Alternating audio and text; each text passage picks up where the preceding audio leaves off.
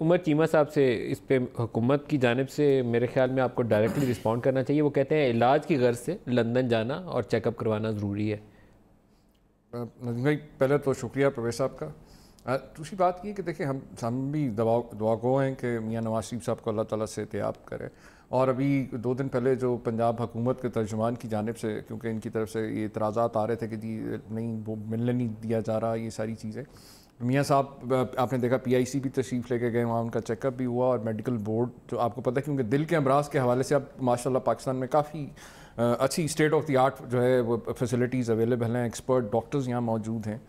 तो वो जो बोर्ड है उसने एग्ज़ामिन किया है, और ज़ाहिर है वो बोर्ड जो रिकमेंडेशन देगा उसके मुताबिक ही गवर्नमेंट जो है, बट गवर्नमेंट का कोई ऐसी सोच नहीं है कि खुदा न खास्ता मियाँ साहब को किसी किस्म की कोई तकलीफ पहुँचे। जो भी जिस तरह से भी फैसिलिटेट कर सकते हैं, वरना आपके सामने माजी में तो लोगों को बिल्कुल कोई पता ही नहीं होता था कि जेलों में पड़े।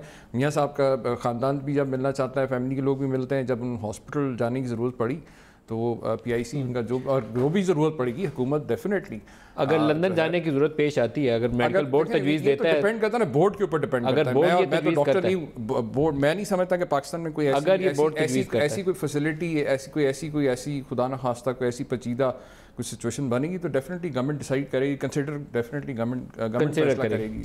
अच्छा आरिफ साहब, क्यों लीगली एक शख्स जो खुद को अदालत के सामने पेश करने वापस आ गया, भागा नहीं है, ये तो एक तरीका ये भी था कि वापस नहीं आते, वहीं बैठे रहते, लंदन में बैठ के बयानबाजी कर सकते थे। उसके लिए कानून नरमी नहीं करता कि उसको चेकअप के लिए जाना है तो जाने की इजाज़त है? असल बात यह कि कानून में तो इस तरह की नरमी का तसव्वुर नहीं किया जा सकता। कानून तो आपने खुद कहा है कि अंधा होता है, दुनिया को पता है कि वो कानून का इस बात से कोई ताल्लुक़ नहीं कि किस शख्स ने क्या किया है। उसके पास तो जो लिखा हुआ एक स्टैचूट है उसके मुताबिक जिस तरह चीज़ें मौजूद हैं उसी तरह उसने प्रोसीड करना है। अब यानी मियाँ साहब जो थे उन्हें अरेस्ट नहीं किया गया उस वक्त तक जब तक कि उनका मुकदमा फाइनली फ़ैसला नहीं हुआ। जब फ़ैसला हुआ तो उसके बाद अरेस्ट किया गया। अब उनकी एप्लीकेशन सस्पेंशन ऑफ सेंटेंस महज इस बुनियाद पर एक नई एप्लीकेशन है कि मेडिकल रीज़न्स पे।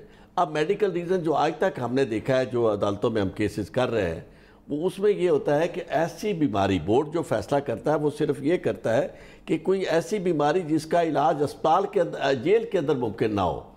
यानी ये तो आज शायद पहला वाक़या होगा कि ऐसी बीमारी का वो तयन करे कि जिसका पाकिस्तान में यानी इलाज मुमकिन नहीं है तो उसे बाहर भेजा जाए। तो बाहर जाना तो दैट अमाउंट्स टू इन ए वे आप उन्हें बिल्कुल आप रिहा कर रहे हैं ना। मतलब है कि इट इज़ नॉट, आज तक तो ऐसा कभी हुआ नहीं। यानी पाकिस्तान के अंदर उनका इस्तेहकाक है। अगर जेल के अंदर वो फैसिलिटीज़ नहीं है, बाहर जाना आप कहते हैं इस्तेहकाक से, बाहर इस्तेहकाक नहीं है पाकिस्तान। अवैध साहब से भी पूछ लें। अवैध साहब, आप इसके ऊपर कोई देखते हैं, माजी में कोई ऐसी हमारे यहाँ मिसाल मौजूद है कि किसी को इलाज के लिए बाहर जाने की इजाज़त दी गई?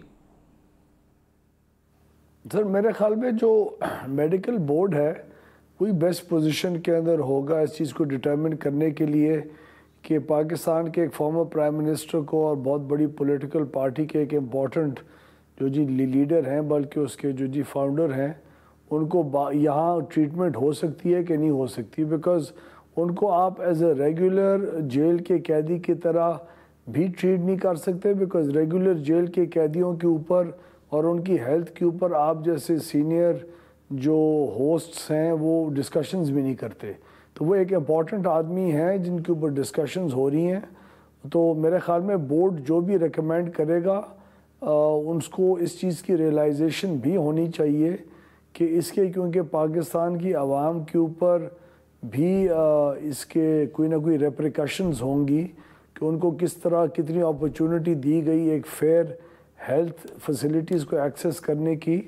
आई एम श्योर इसी की रोशनी में उसको देखना भी चाहिए और डिसाइड भी करना चाहिए, और फिर उसी बोर्ड को रिस्पॉन्सिबिलिटी भी उठानी चाहिए कि हाँ हम हैं रिस्पॉन्सिबल इस चीज़ के कि हमने सही फ़ैसला किया था, और उसकी वजह से उनकी मियाँ साहब की जो क्लोज़ फैमिली है, जो उनके इमीडिएट लोग हैं फैमिली के, और उनके जो पार्टी के वर्कर्स हैं, उनको किसी किस्म की इल या हार्ड फीलिंग्स ना हो कि नहीं आपने सही फ़ैसला नहीं किया था और उसकी वजह से इतना नुकसान हुआ।